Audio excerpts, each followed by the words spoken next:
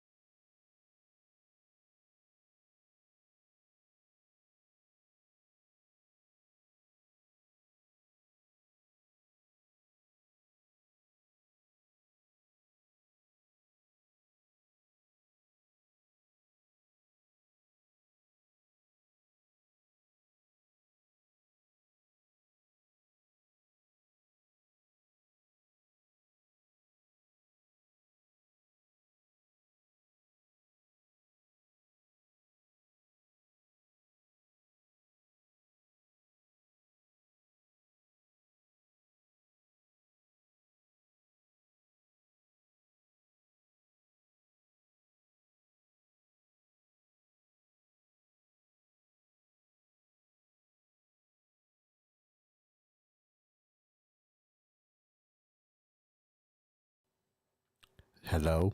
There we go. There you go. Much better. There it is.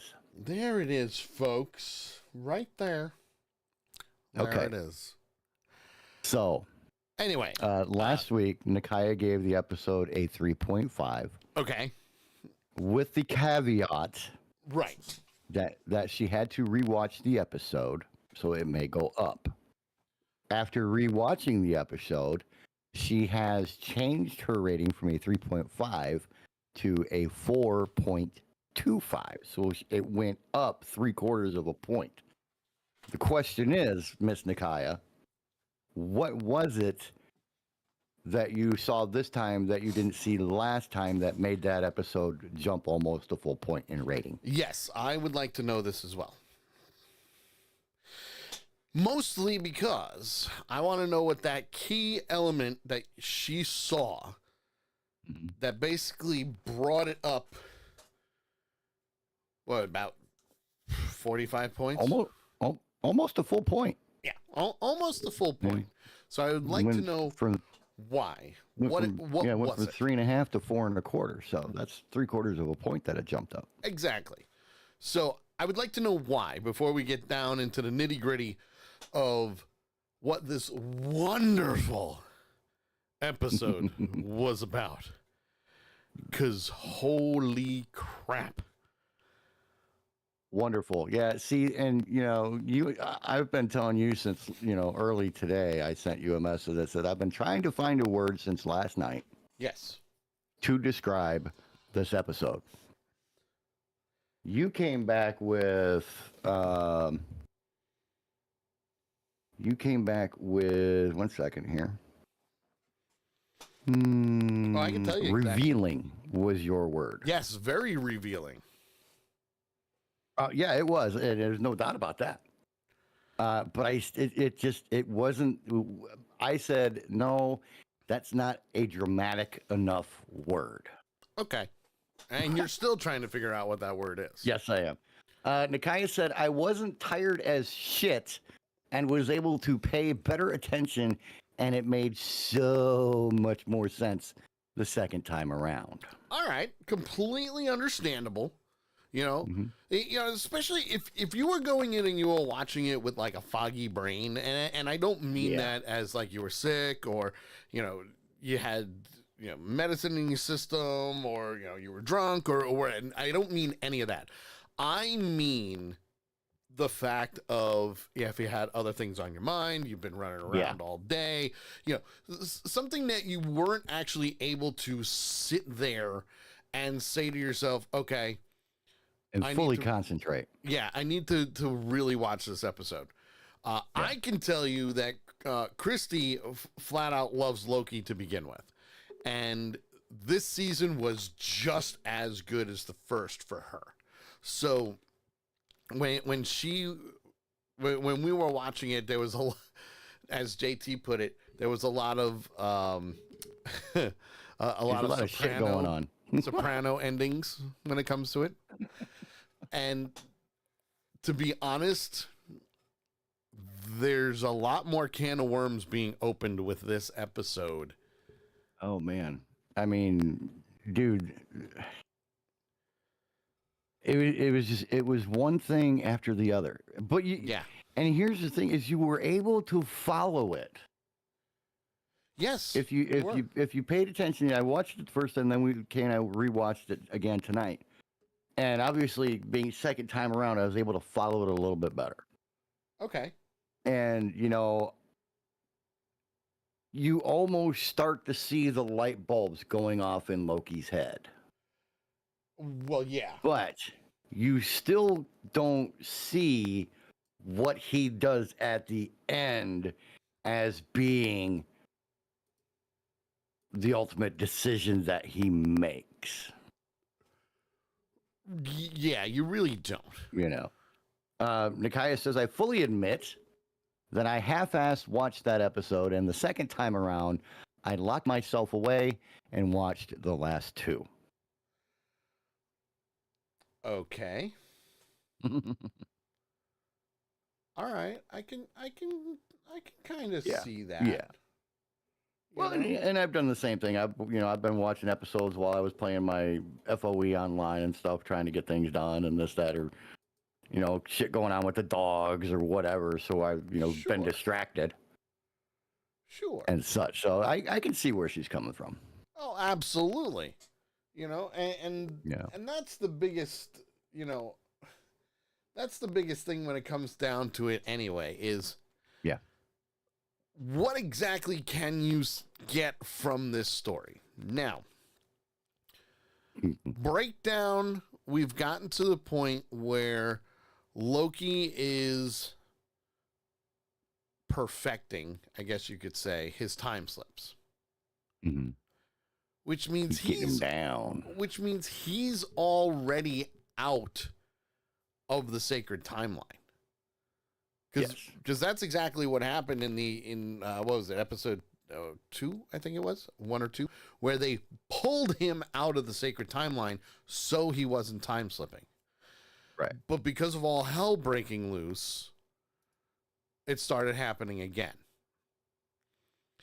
So in this case, though, this episode was Glorious Purpose. That was the name of it. And I absolutely loved what they did, especially starting off with Loki returning to the temporal loom, just like we saw, just as Victor Timely is going to launch the throughput multiplier to make the temporal loom bigger so it can handle everything. Right.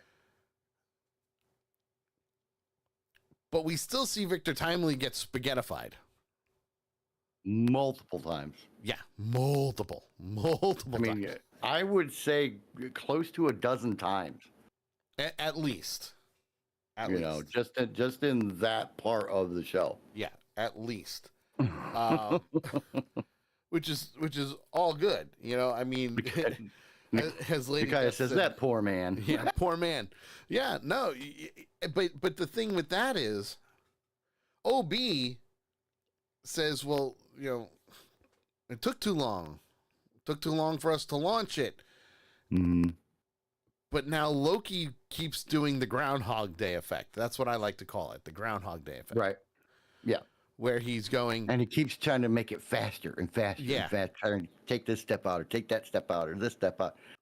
Yeah. And it's still not working. No. They get closer, they get further almost each time. Yeah. But it's still not fast enough or quick enough or and he's, soon enough. He's getting the timing, which is fine. But at the same time, he also kind of does a whole, okay, well, you know what? Let me go into the interrogation room. Let me go back further to the interrogation room where Ravonna Renslayer and Miss Minutes are interrogating Timely. Mm-hmm. But so instead of just trying to speed up that part, he moves further back in time and tries to speed up getting to that part. Right. And even then, I mean, that's what I would do. I mean, that's a perfectly normal reaction. Absolutely. And the thing is, he's time slipping into himself. Yeah. So that's weird. So he's not even creating a second Loki around. He's time slipping into himself. Mm-hmm. And Loki then decides, you know what? I'm going to go and I'm going to go back a little bit further. Right. To when Timely and all of them arrive at the TVA, where the temporal radiation is low enough for Timely to launch the throughput multiplier, and he starts going through the breakdown. Yeah. And for those who don't know where he's talking about, it's the time where Victor and OB met. Met for the first time, yes. For the first time. That's where he goes back to, because it took me a minute to figure out exactly what time he had gone back to this time. And it was when they first met and everything. Right.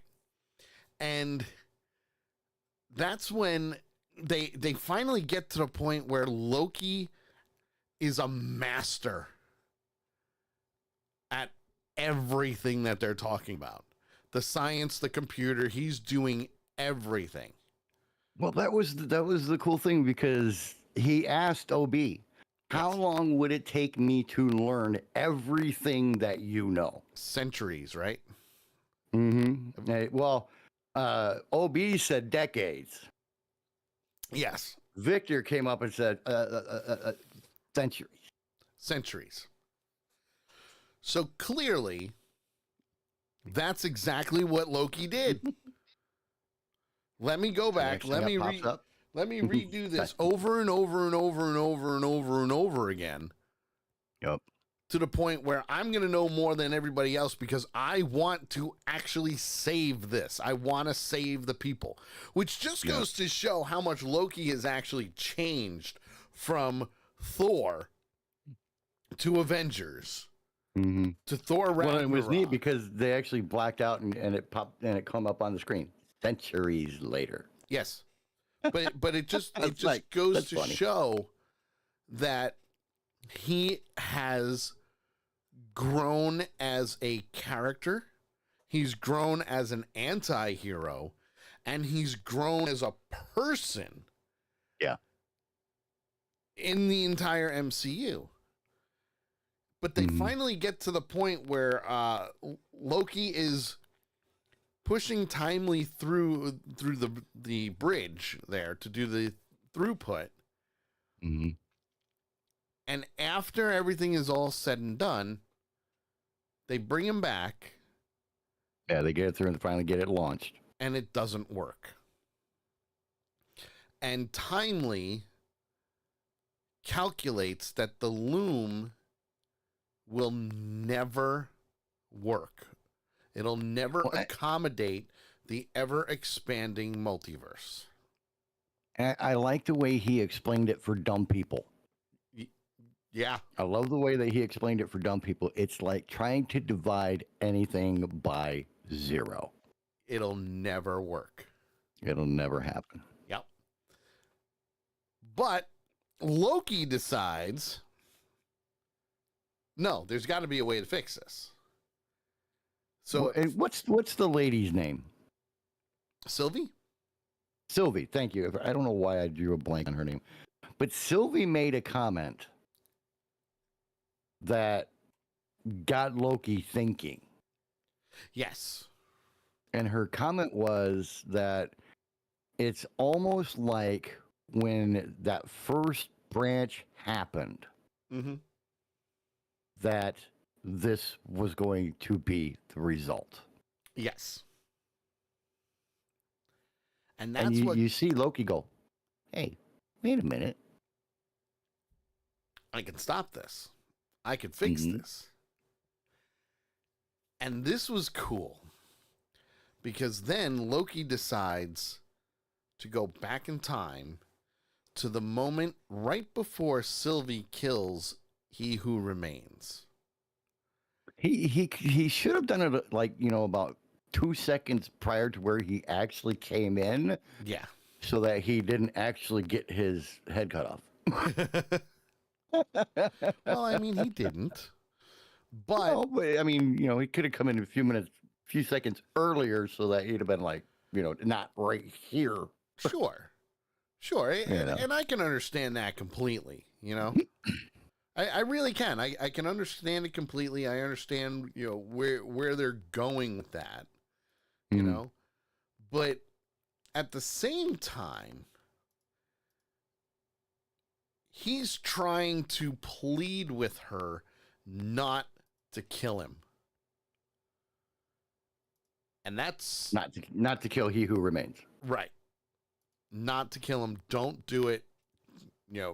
Things are going to happen. Been there, done that. It's all there. Right. And unfortunately, doesn't happen. Yeah. Sylvie, you'll have to, if you want to stop me, you'll have to kill me. Right. And see, if it was me, I'd been like, okay. No problem. You're a bitch anyway, But it also just goes to show the testament of character that he had for her. You know, not just because, you know, yes, we know he was in love with her, because Right. it is she is another version of Loki, just female form from another multiverse. But Well, even he who remains took a jab at him with that. Okay, lover boy, yes. and it's like, ooh, Yes. Well, I also think Miss Minutes did that too. she did. Miss But I Minutes mean, you know, pointed it out. this is facing him trying to stop her from killing him and blah blah blah, and he wants to take a jab at him like that. It's like, is that the smart thing to do? Really? Yeah, like I wouldn't do that. I wouldn't piss off the god of mischief, to be honest, Yeah, no, not a good idea. because you don't want that to happen at all. Not at all. Right. So, from there, though, we see that he's doing this multiple times, because why not? Let me save he who remains so this doesn't all fall apart. Which, if you think about it, makes 100% perfect sense. It does. It really does. It gets to the point where, you know, okay, in order to stop this from happening, if I save him, we're good to go. And that's the lesser of two evils. But this also ties back to season 1. Yes. I don't know if it was episode 6 or episode 5, where Loki and Sylvie were arguing about whether they were actually going to kill him or not, and what the consequences could be if they did. Right. And that was when she kicked him through a time door. Oh, yeah, that's right. Holy crap, I remembered something that you didn't. Well, no, I mean, I remembered it. It was just, you know, I'm worried about this season. Right, but it ties back to that. You know, because they did have that argument before they got there.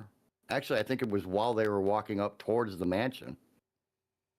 And they had that argument about, you know, who's going to kill him. I think it first started out as who was going to kill him. Right. And then changed into, well, what would the ramifications of killing him be, and all that. So to me, there was a nice tie back to season 1 with that. Oh, yeah, hands down. You know, so. Hands down. I mean, that was one of the biggest things when it came to that, you know? Yeah. Well, we get to the point where he who remains notices what's happening. Lady Death has called you the nice callback, and C, you're a redneck geek. I refuse to accept that. You may call me that as much as you wish, but I will never admit to that. Yeah. Well, we get to the point where Loki and Sylvie are still going at it, and she keeps saying, "You're going to have to kill me." And he finally just turns to he who remains and says, "Well, are you going to do something?" Yeah, why don't you fight back? Yeah, why don't you fight back? And all he does is snap his fingers. And Sylvie freezes. No, he grabbed like a little controller or something off of the desk. Yeah, it was his the medallion that Sylvie took. Yeah, he grabbed that and like, and she froze. Flipped it, and like, boom, she froze. And the funny thing is, he removes her from the room completely. She was in line of sight, and he didn't like that. Yeah. Lady Death says, asshole move. He could have done that ages ago. But that's the thing. He was already paying attention. Okay? So he already knew about all this. So now we've got Loki trying to defend himself. also protect He Who Remains, but also protect Sylvie from not getting killed by him or He Who Remains. And the first thing he says is, I'm aware you're time slipping. Just goes to show what kind of person He Who Remains really is. Mm-hmm. Because then he starts explaining that the temporal loom is a failsafe. Yeah. That when overloaded, it's just going to erase all branching timelines. Everything but The sacred timeline. timeline. And what I really loved was, as they were discussing things, Loki's abilities have progressed, gotten stronger, and gotten smarter. Yeah, he got a lot smarter. Because not only that, he was able to freeze Sylvie. He was able to start doing things, which now made him a threat to He Who Remains. It was neat how they literally sat down and had this conversation. Yes. You know, and it starts out, how many times have you been through this? Referring to fighting Sylvie. Yes. You know, and it was a very, very interesting and a very revealing conversation. Yeah. You know, when you sit there and the man that you're trying to save looks you straight in the face and says, "Did you really think I was just going to let her kill me and that was the end of it?" Yeah. He said that, and I'm like, oh, hell, we're screwed. Which, if you think about it, contradicts what happened at the end of season 1. Because at the end of season 1, and there are so many theories with this, that the end of season 1 coincides with the season finale of WandaVision. Yeah. Because if you time it right, everything that happens in WandaVision happens to the point where even He Who Remains says, I cannot see past this point. Right. So if he can't see past that point, now we're here in season 2, and he knows exactly what's going on. Right. But you back up a couple episodes here in season 2 when Renslayer and Miss Minutes end up there. And his body, his skeleton is sitting in that chair. Yes. You know, and so there's and see, this is what I'm talking about, that there was shit going every freaking where in this episode. Oh yeah. Oh yeah. Because you shoot back to, you know, episode 1, season 3, or episode 3, you shoot back to season 1, episode 6, you shoot back to season 2, episode 4. You know, it's jumping everywhere with its references, which I think was part of the design. Yes. I would have I want to say hi to Sammy, just joined us in the chat room. What up? We're doing fantastic. We're halfway through Loki episode 6, our season finale here. I mean, you know, I thought the jumps and everything were bad in season 1 of Loki. Well, but even this episode in itself destroyed that. But even with that, with that being, you know, what was going on when it comes to the story of season 1, you know, their jumps were going through time, but they were still trying to find Sylvie. Right. So it wasn't as confusing as probably this season, Right. but this season has been whoa. Yeah. I mean, season 2 blew season 1 away. It's not very often that, season 1 gets blown off the map like this one has. Yeah. With season 2. So now the other thing that happens is while they're discussing everything going on with the loom being a failsafe and it's going to erase all the branch realities and so on and so forth, he tells Loki of the responsibilities of protecting the stability as the lonely keeper of time. And he says to him, if you destroy the loom, it will unleash all of my variants upon the multiverse. well, it'll cause the war that no one wins, that will destroy time itself. Yep. The multiversal war. And can I say one thing that I just realized? I don't know why it took me this long to just freaking realize it, but I just realized this. Sure. My theory in, what was it, episode 3, where the timeline exploded? Uh-huh. And I said, I don't think the timeline was destroyed. Okay. I was right. Where are you now? Yeah, because he said it. It protects everything. If it gets overloaded, it explodes and destroys all the timelines except for the sacred timeline. Okay.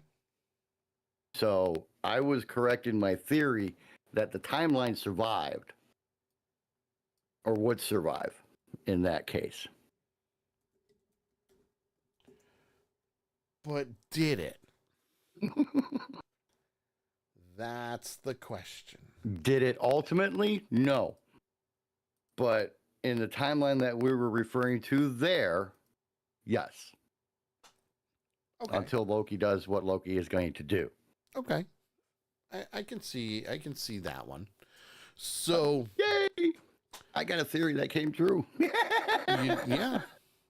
Well, mark it on the calendar. From there, though, there, we go to Loki time slipping further back to the beginning of season 1, where him and Mobius are in the interrogation room in the time theater. Mm-hmm.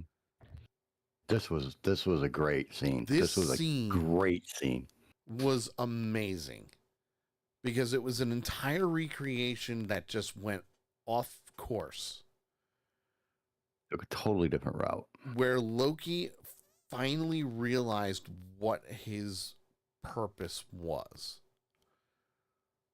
The most glorious purpose, and this was his words, because as he was saying it, he said, is one of burden that cannot be truly avoided.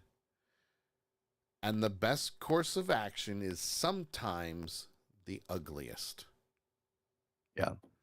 And it was neat how, he says, let me tell you an interesting story. And he goes into the story about, the 2 hunters were sent back to take out somebody who was going to cause 5,000 deaths. And they got there, and it was an 8-year-old kid who was doing nothing more than, swimming with his brother and jumping off the dock and everything else. And a hunter who had never had an issue with eliminating or pruning. Yes, pruning. Sorry, I need to put it in the correct terminology. But had never had a problem with pruning somebody in the past, hesitated. Right. And that hesitation caused multiple branches to happen until the second hunter that came along stepped in and did the job. Yes. But by then, like he said, the cat was out of the bag. Which really, once they figured that out, mm-hmm. Loki even said to him, so what happened? How do you live with it? How do you live with it? I liked his answer too. Yeah. I liked his answer because the answers that he gave to that question applies to today Yes. in so many ways that I couldn't even begin to describe. But his answer was scar tissue. Yeah. You know, you're always going to have the wound, but it heals over. You always have the reminder of what happened, but you're able to continue on. Yep. And you know, I like the fact that Loki figured out that it was him, that it was Mobius that hesitated. And then he asked, "Well, whatever happened to your partner? Did the hunter that went with you?" And he's like, "Oh, you know, everything worked out good for him. You know, she ended up becoming a judge. And she's actually the reason that you're here with me Mm-hmm. and not dust in one of the TVA vents." And Loki's eyes, Just lit up. the realization that it was Renslayer that he was talking about. Yep.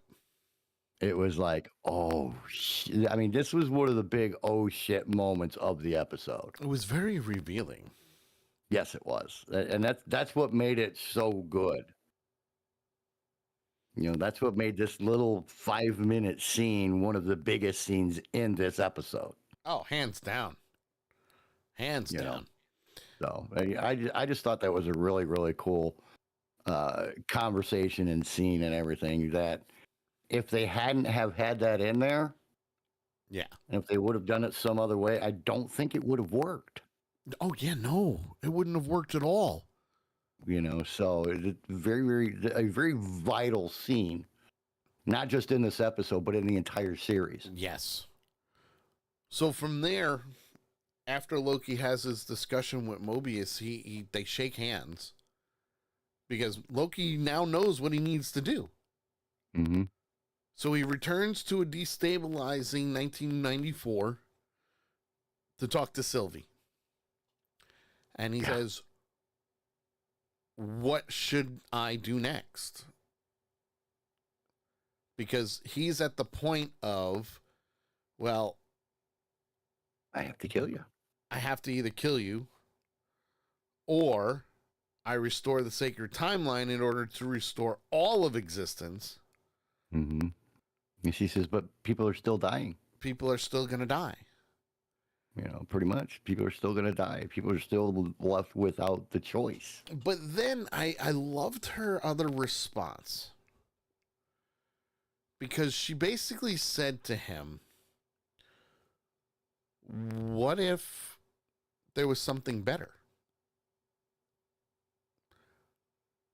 What if we had the choice to die fighting for something better? Right.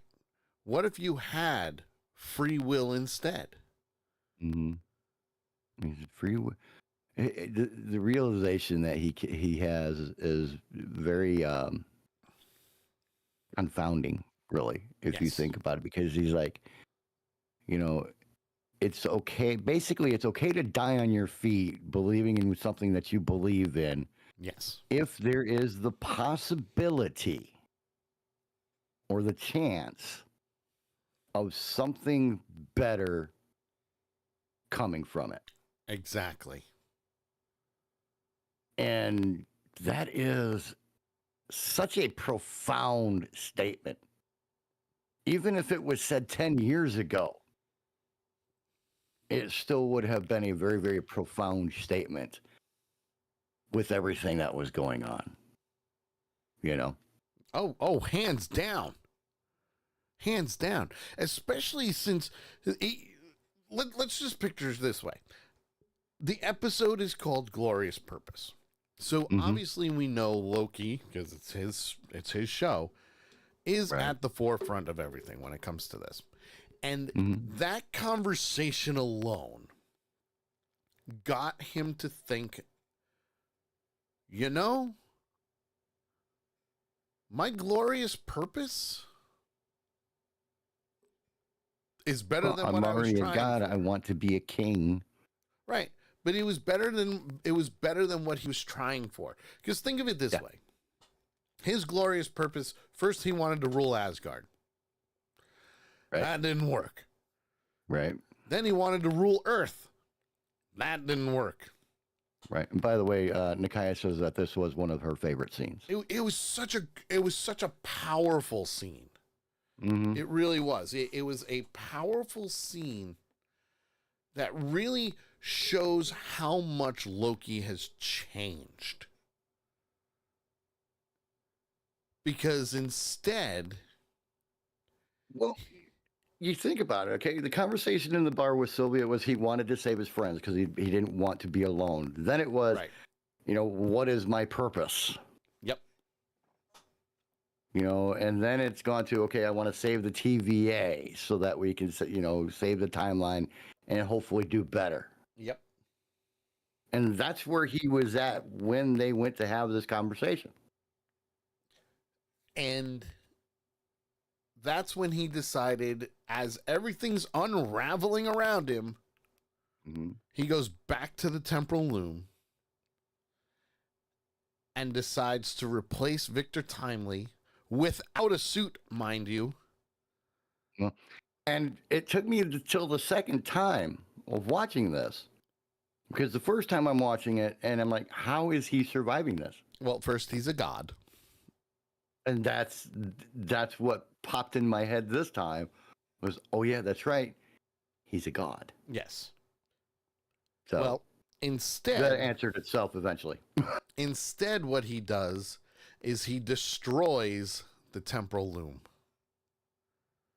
Well, and that was one of his solutions when he was talking Yes. with He Who Remains. Yes. That was one of his solutions. I'll just destroy the loom. Yes.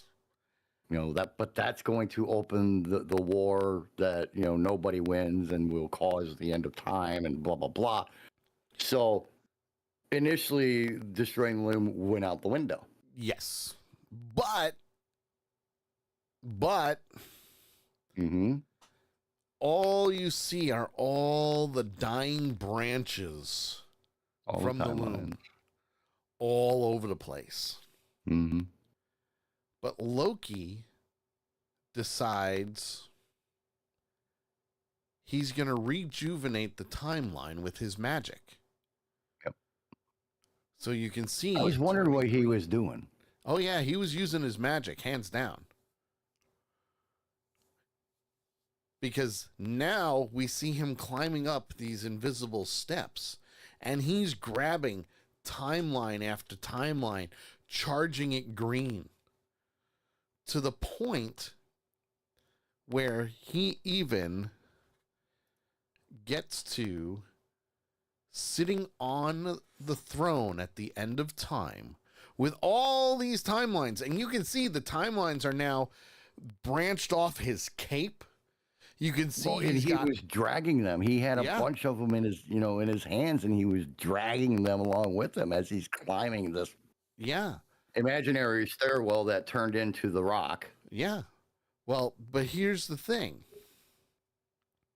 He gets to the top of the stairs at the end of time, and as the camera's turning where the loom used to be, we now see the Asgardian tree. Yeah. That's what that is. I knew I'd seen that before, and I couldn't remember where. This is the Asgardian tree that we've seen everywhere. Right. It's been in Captain America. It's been in all the Thor movies. We've seen references to it on the walls. We've seen this tree everywhere. Now, the Except difference... in Loki up until now. Right. But we've seen it. Yeah. Nakia says, so now we are all Loki's children. Yeah. Well, yeah. And Sammy says, I got Loki on Strike Force today. Nice. Nice. Perfect. So here we have, and I'll just show everybody the picture once again. But now we have the Asgardian Tree of Life with all its multiple branches all surviving. And roots. And roots, yep. You can see And the roots. roots You see on the bottom, you are got the roots there. yep, the roots are down at the bottom. You can see all the Mhm. branches at the top, and all of them have leaves and all that. You can see the remnants of the old timeline. The sacred timeline is still there. It's Yep. still in the middle. It's just, Loki's at the center of it now. Mm-hmm. And the timeline did survive.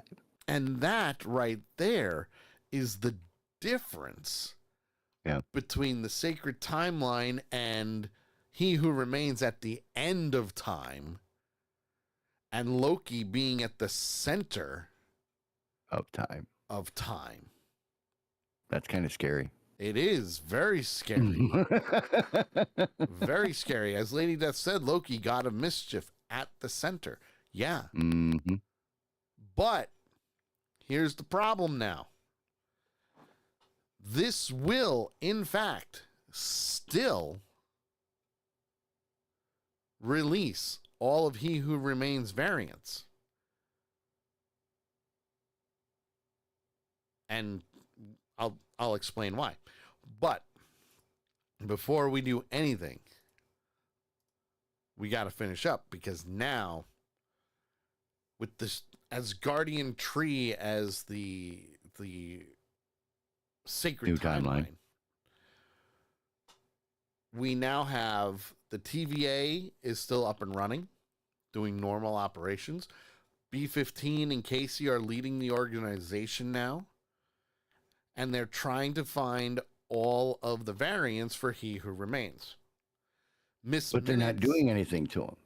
That's the neat thing, is they're not doing anything to him. Not yet. Not yet, anyway. We don't know if something else is going to happen. But one thing you got to remember in this next scene is that OB and Casey are reprogramming Miss Minutes just so she's now nicer. Good to have around.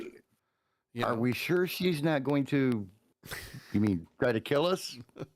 Well, you don't exactly exude confidence there, OB. I love that line. Yeah. They bring out a brand new TVA handbook that credits Victor Timely as the co-author. That was cool. And if you notice, it had TVA, handbook, 2nd edition. Yep. Then that was cool.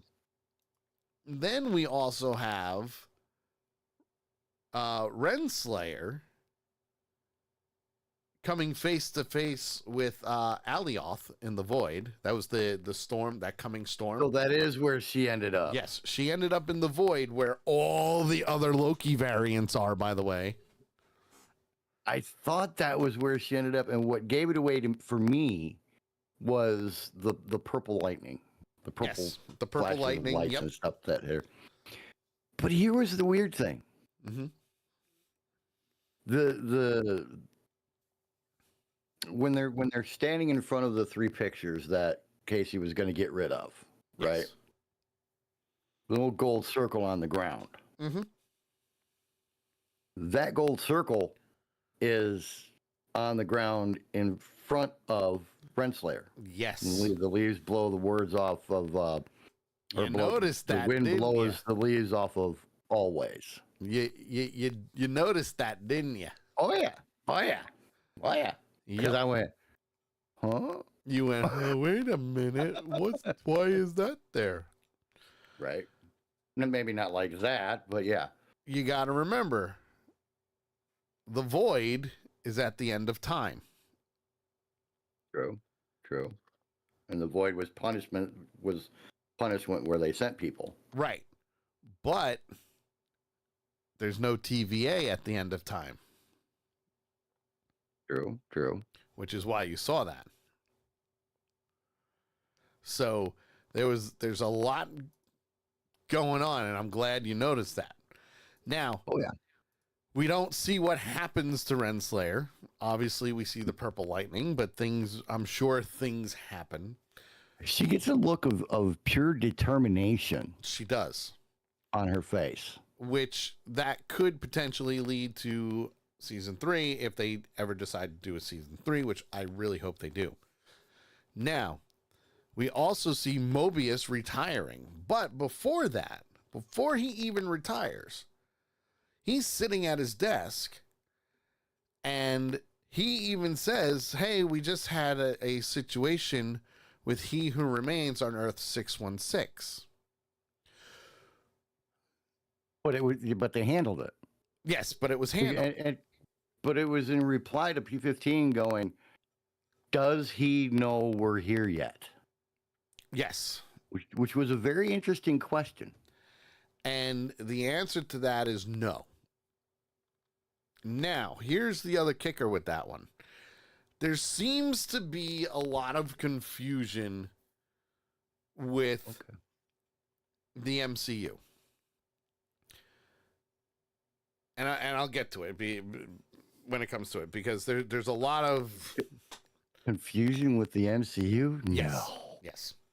So from here, Mobius retires, and he goes to observe his past life in Cleveland, where he shares a moment with Sylvie before she leaves.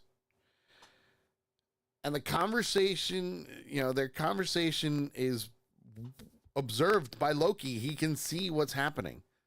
Mm. The god of stories, now doomed to spend an eternity in solitude, protecting the multiverse as the keeper of time, which, if you think about it, makes Loki very dangerous. Mm-hmm. Very dangerous. Just as dangerous as He Who Remains. Yes. But if not more, because he is an actual god. Yes. And not just a person in, yes, skin, bones, and guts and blood and all that. Yes. Now, when it comes down to it, obviously there's a lot of Easter eggs. Oh God, too many to even think about talking about. Well, the beginning of the episode, did you notice that the entire Marvel Studios intro is backward? I noticed it was different. But I couldn't figure out why. It starts with Marvel Studios and it goes backwards.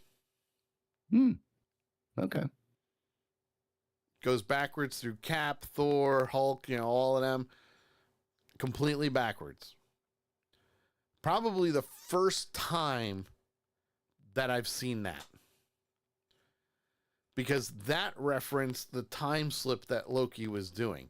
So you knew right then and there, that's what this episode was going to be about. Nakai said, yes, it made my head hurt. Now, the other thing is the whole episode 6, basically showed the ending of episode 4 from multiple perspectives. So if you rewatch him going back in time and seeing the same thing over again, you will notice that it is always a different person in that room watching each and every time. Because it goes from Loki watching, then it goes from Sylvie watching. I think OB was next, then Casey, as he's learning more and more and doing these certain things. He's basically, you're seeing it from everybody else's eyes, which is crazy. Right. Then you also have some key moments that were mentioned, like Renslayer and the Temporal Loom, the God of Stories, Miss Minutes being reprogrammed. Nice tie back. Good to see Tara Strong back at the end, and that she's not an evil overlord trying to kill people. But we don't know that she's not going to come back and do that again. True. But it's still one of those things that each time he time slipped was basically an Easter egg from the older episodes, and it basically mirrored his journey from start to finish. If it is finished, we'll see. Uh, Well, I will say this. You mentioned the thing about season 3, mhm. and I looked it up, Yep. and this is what they say. Loki's lead writer Eric Martin said that there aren't any plans for Loki season 3 at the moment. Martin also noted that he and the show's other writers scripted Loki with just 2 seasons in mind. Perfect. We approach this as like two halves of a book. Season 1 was the first half, season 2 was the second half. Excellent. But there's still time. Oh, yeah. So right now, as far as we know, there are no uh, plans for a season 3. But as always in the MCU, that can change. Yes. And as I like to say, no one ever stays dead. And this is a multiverse war that we're going to be having. So a lot of things are going to happen. Yeah. Things we're not going to like, movies we're not going to like, but there's always a way. There's always a reason. So one of the other things that they mentioned here in this is the callback to the season finale of Loki, season 1, which worked perfect, by the way. I thought that was absolutely amazing the way they tied it in and changed things around and the way things were affected, including the elevator scene with He Who Remains. That was great. I loved the reference of the "see you soon" as well from season 1. They do say "see you soon" in this episode. He says, "I'll see you soon." Multiple times. Multiple times. Multiple times, which clearly is going to set up Avengers Kang Dynasty, because that's what this is all leading up to, by the way. Right. The Kang Dynasty and Secret Wars. And we also know, and I have a feeling He Who Remains is right on this one, that even though Loki is now at the center of the time of being the timekeeper, I really do think that that is going to release all these other Kang variants, which is the reference to Earth 616 and what happened in Ant-Man and the Wasp: Quantumania. Well, what about Loki variants? There's lots of them. Just because he's in, now, just because this version of him Yes. is now the keeper of time, or the man at the center of time, or however you want to put it. Yep.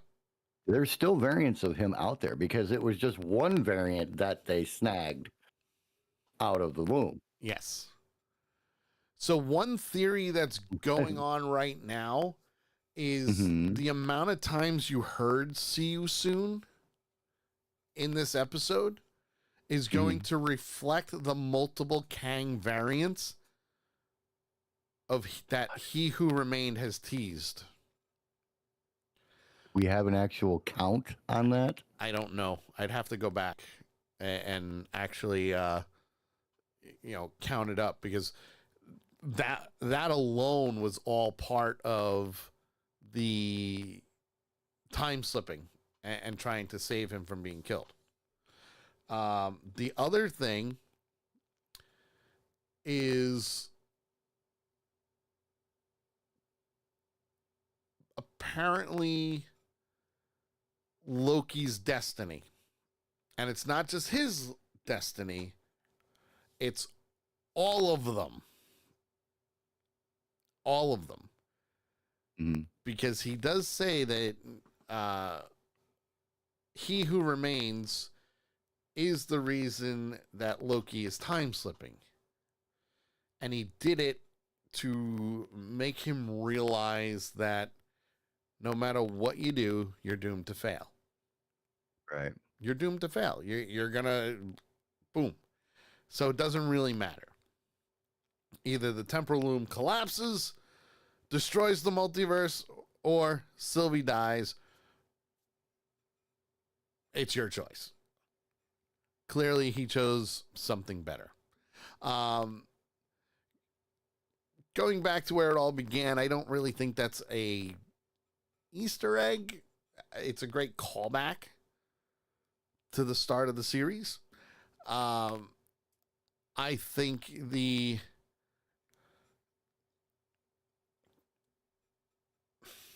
glorious purpose was perfect for this episode. It made him realize, you know. There's also the Thor callbacks. Do you remember they showed this in the episode too, where he was